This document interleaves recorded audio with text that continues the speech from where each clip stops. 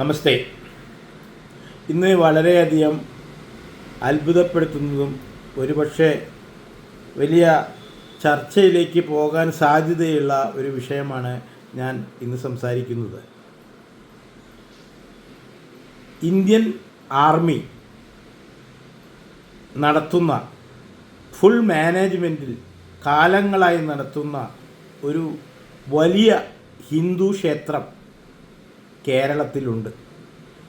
ഇനി ഇത് കേട്ടാൽ ഇവിടുത്തെ ഒരുപാട് നിരീശ്വരവാദികൾക്കും അല്ലെങ്കിൽ ജിഹാദികൾക്കും അല്ലെങ്കിൽ മറ്റുള്ള പ്രശ്നക്കാർക്കൊക്കെ ചിലപ്പോൾ കുരു പൊട്ടി എന്ന് വരാം. പക്ഷേ സത്യമായിട്ട് തന്നെ നടത്തിക്കൊണ്ടിരിക്കുകയാണ്.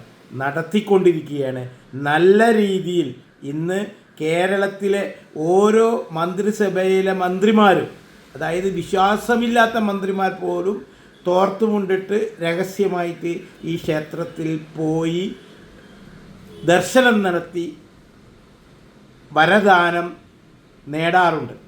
അത്രയ്ക്കും പ്രസിദ്ധമാണ് ഈ ക്ഷേത്രം. ഇത് സ്ഥിതി ചെയ്യുന്നത് കേരളത്തിൽ തന്നെയാണ് എന്നോർക്കുക. അതും കേരളത്തിൻ്റെ തലസ്ഥാന നഗരിയിലാണ് എന്നോർക്കുക.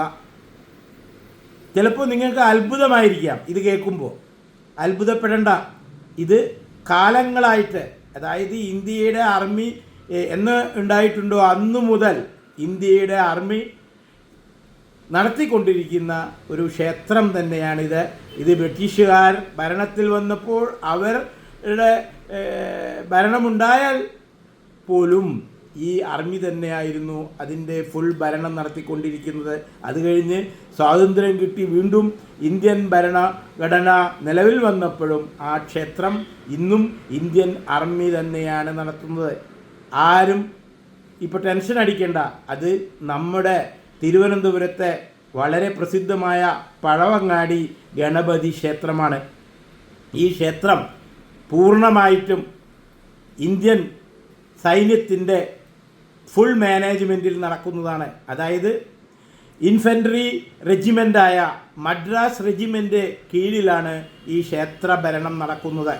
അതായത് പൂർണ്ണമായിട്ടും ഇന്ത്യൻ ആർമിയുടെ ഭരണത്തിൽ, അതായത് ഒരു മതത്തിൻ്റെ വിശ്വാസത്തെ, ക്ഷേത്രത്തെ ഇന്ത്യയുടെ ആർമി ഇവിടെ കാലങ്ങളായിട്ട് ഭരണം നടത്തിയിട്ട് വളരെ ഭംഗിയായിട്ട് ഒരു തരത്തിലുള്ള കള്ളത്തരങ്ങളോ വെച്ചുകെട്ടലുകളോ അല്ലെങ്കിൽ കട്ടെടുക്കലോ സ്വർണ്ണക്കടത്തോ അല്ലെങ്കിൽ കോടികൾ വാരിക്കൊണ്ടുപോയി എന്ന ഒരു കഥയും അവിടെയില്ല. പൂർണ്ണമായിട്ടും സംസ്ഥാന സർക്കാരുമല്ല കേന്ദ്ര സർക്കാരുമല്ല, ഇന്ത്യയുടെ ആർമി അത് ഭംഗിയായിട്ട് ഹിന്ദു വിഭാഗത്തിന് കാണിച്ചു തരുന്ന ഒരു പ്രത്യേക ഭരണ സംവിധാനം തന്നെയാണ് ഈ പഴവങ്ങാടി ഗണപതി ക്ഷേത്രം. എന്തൊരു തിരക്കാണെന്നറിയോ?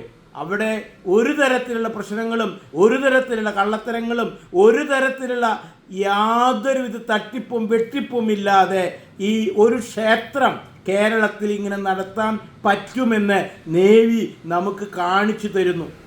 ഇത് മറ്റുള്ള പ്രശ്നങ്ങളായി നിൽക്കുന്ന ഇവിടുത്തെ പ്രസിദ്ധ ക്ഷേത്രങ്ങൾക്കെല്ലാം ഒരു മാതൃക തന്നെയാണ്. ഇതിടെ തുടക്കത്തിലൊരു വലിയ തമാശയുണ്ട്. ഈ ക്ഷേത്രത്തിൻ്റെ പൂജാരികൾ നേവിയിലെ ഓഫീസർമാരായിരുന്നു അതിൻ്റെ തുടക്ക കാലഘട്ടത്തിൽ.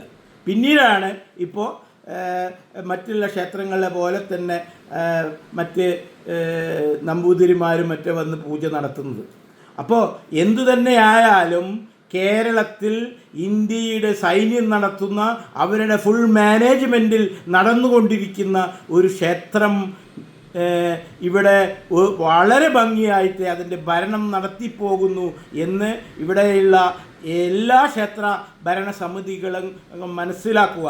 സത്യത്തിൽ ഇന്ത്യയുടെ സൈന്യത്തെ, ഇവിടുത്തെ ശബരിമലയും ഇവിടുത്തെ ഗുരുവായൂർ ക്ഷേത്രവും എവിടെയൊക്കെ കുഴപ്പങ്ങളുണ്ടോ അതൊക്കെ തന്നെ ഈ ഇന്ത്യയുടെ സൈന്യത്തെ ഏൽപ്പിക്കണം എന്നതാണ് ഇതിൽ നിന്ന് നമുക്ക് മനസ്സിലാക്കേണ്ടത്. ഇത് ഇവിടെ പലർക്കും അറിയില്ല എന്ന് മനസ്സിലാക്കുക. എന്തു തന്നെയായാലും വളരെ ഭംഗിയായിട്ട് ഗണപതി ഭഗവാന്റെ വളരെയധികം ആശീർവാദം ഇവിടെ അവിടുത്തെ ജനങ്ങൾക്കും, എന്തിനു പറയുന്നു, തിരുവനന്തപുരത്ത് ഭരിക്കുന്ന പല മന്ത്രിമാരും ഈ കാലത്ത് ഈ ക്ഷേത്രത്തിൽ പോയി ദർശനം ചെയ്തിട്ടാണ് അവരുടെ ദിവസം തന്നെ തുടങ്ങുന്നത്. അപ്പോൾ ഇത്രയും പ്രസിദ്ധമായ ഒരു ക്ഷേത്രത്തിൻ്റെ ഭരണം ഇവിടെ ഇന്ത്യയുടെ സൈന്യമാണ് നടത്തുന്നത്, മദ്രാസ് റെജിമെൻ്റ് എന്ന് ഇവിടെയുള്ള ഭക്തർ എല്ലാവരും മനസ്സിലാക്കുക. ഭക്തിയോട് വിരക്തിയുള്ളവർ, അതായത് ഈ ഹിന്ദു ദൈവങ്ങളെ കളിയാക്കി നടക്കുന്നവർക്ക് കുരു പൊട്ടട്ടെ ഇത് കേട്ടിട്ട് എന്ന് തന്നെയാണ് വന്ദേ മാതരം.